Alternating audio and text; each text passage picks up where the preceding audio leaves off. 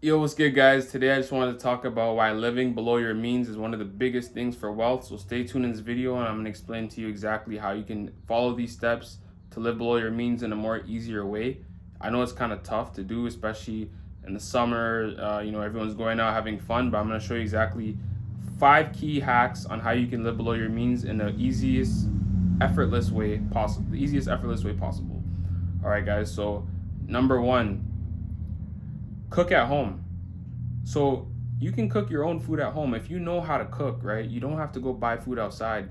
Like a lot of people, they want to buy McDonald's, Burger King, Wendy's, Harvey's. You have places like pizza shops, burger shops, wing spots, all kind of places. But if you know how to cook these things on your own, and you can make some of the best burgers, wings, fries, poutines, you can bake some of the best cookies, you're gonna save so much money in return. Because if you when you think about it and you go out and you buy a cookie, right? A cookie's for about like $4, $3 at some of these shops. You buy 10 pieces of wings, you're almost looking at $20 with a side of small fries.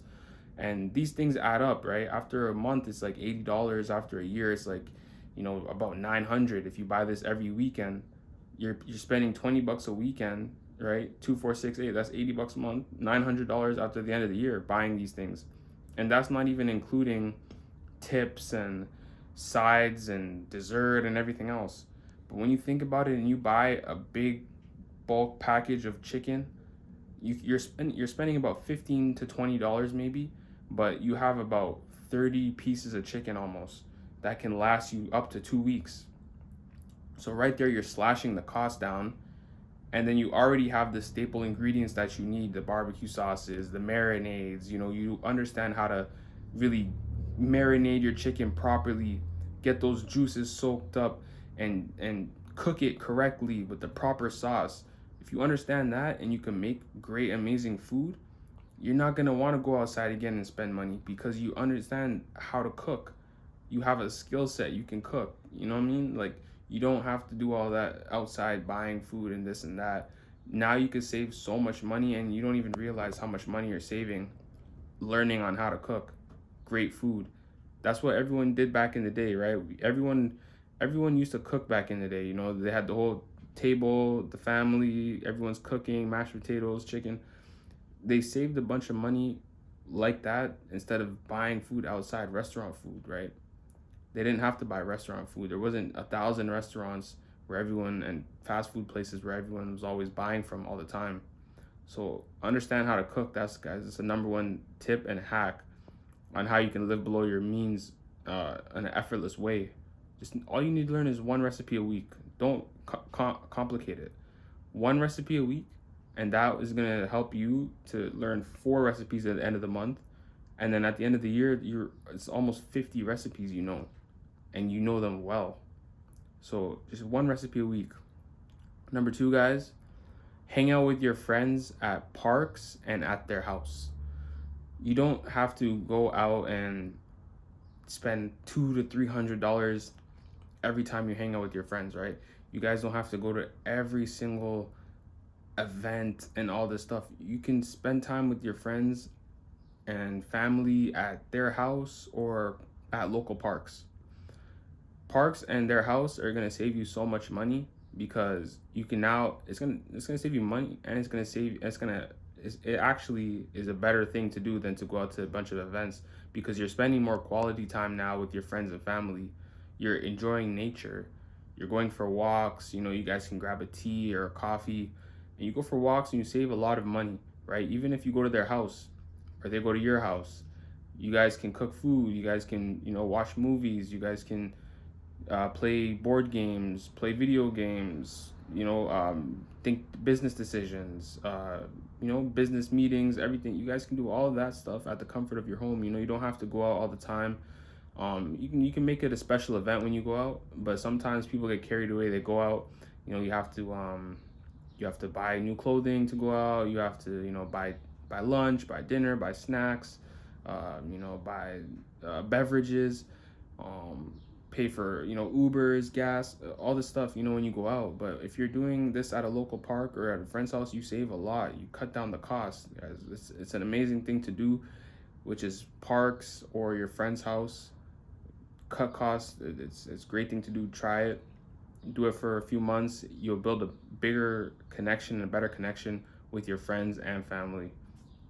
So number three, have a staple clothing. Like have a fashion have a piece of fashion that you, or how can I say this? Have some fashion that you wear on a monthly basis instead of on a daily basis.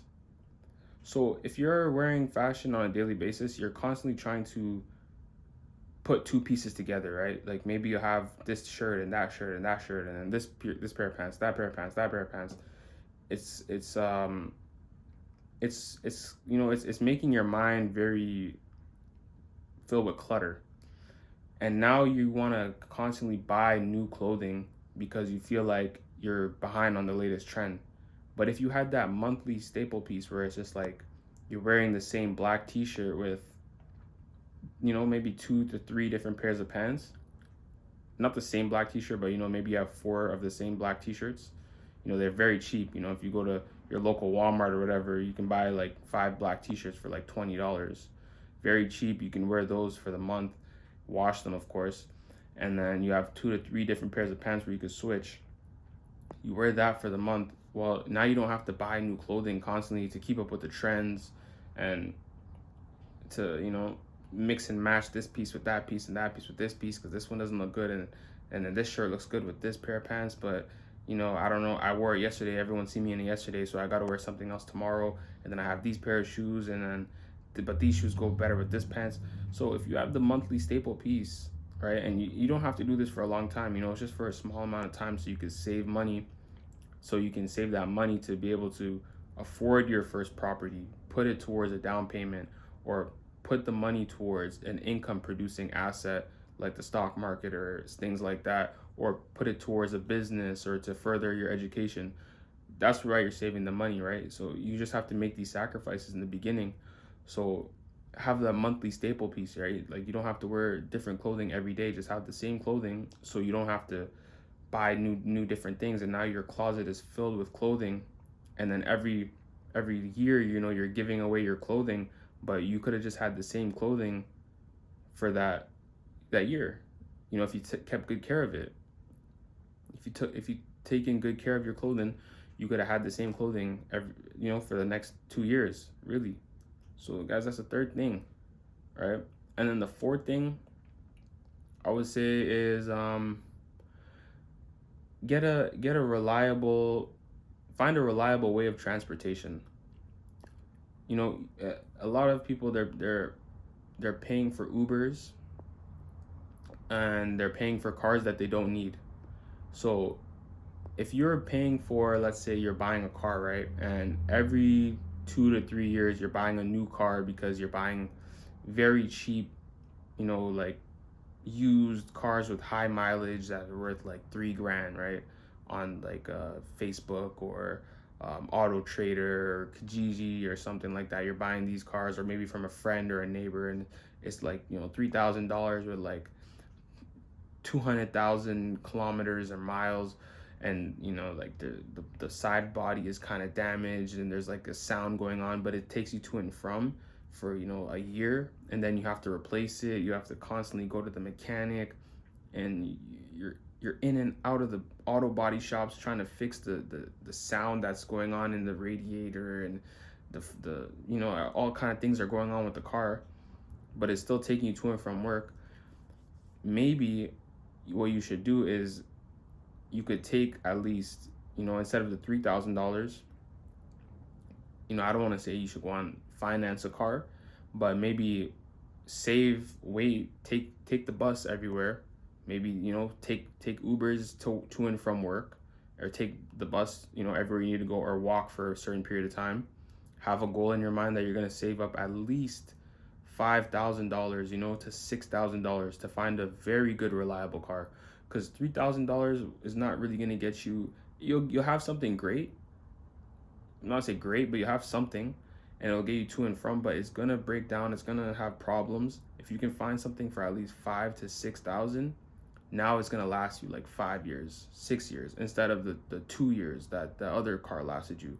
So have a reliable way of transportation, save that 5 to 6 thousand, get that proper car, get it checked from a mechanic, make sure it's safetied, you make sure the kilometers are good, make sure it's a reliable vehicle, Honda or Toyota, to get you to and from work or wherever you need to go.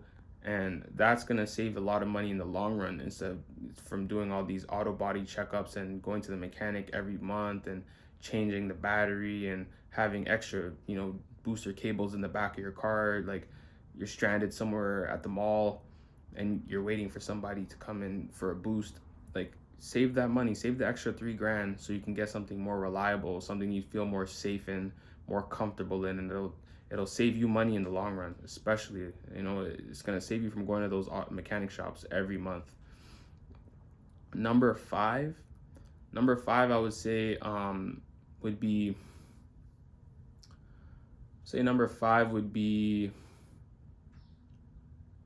you don't always need the newest phone.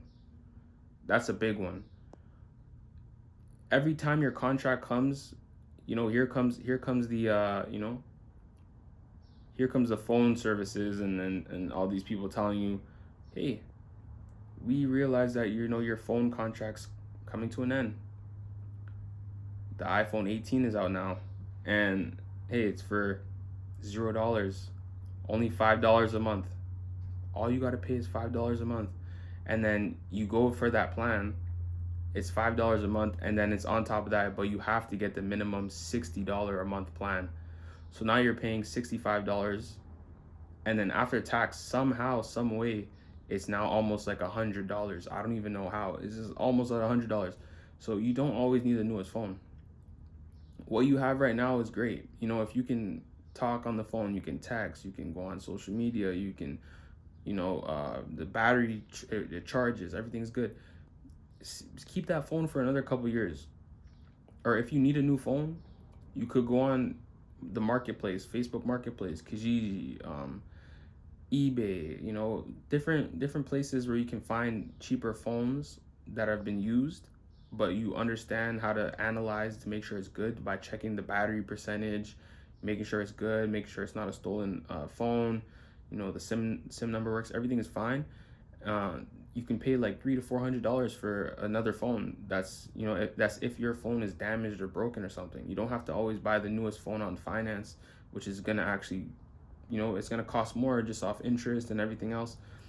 You don't really need the new phone. If you want to save money, this is the best way. You want to reduce your monthly expenses so you can save that money, like I said before, for your first property, to invest it into good assets. So you don't always need the newest phone, you don't always need the newest electronic gadget. You don't always need the shiny, the shiny new smart TV. What you have is good. What you have is great. Like, you don't really need all that new stuff. So just think about that. Do those 5 steps I talked about, and that's some of the biggest hacks that you kind of won't even realize that you're gonna save like a ton of money throughout the year, but you just do anyways. A lot of people just do that anyways, but they don't realize how much money they're really gonna save. If you have, let's say you save an extra $10,000 at the end of the year, or even lower, like let's say you save an extra $2,000, $3,000 at the end of the year. Well, that $3,000 invested in the index fund at 7% returns, right? That's almost $200-300 a year. Of course, the first year it's not going to make a difference, but 10 years down the line, you're looking at you could be at like $10,000 off that $3,000 you saved. So just make sure that you're making the most out of your money. And that's all I got to talk to you. That's all I got to say for today, guys. See y'all later. Subscribe, like this video, share if you liked it.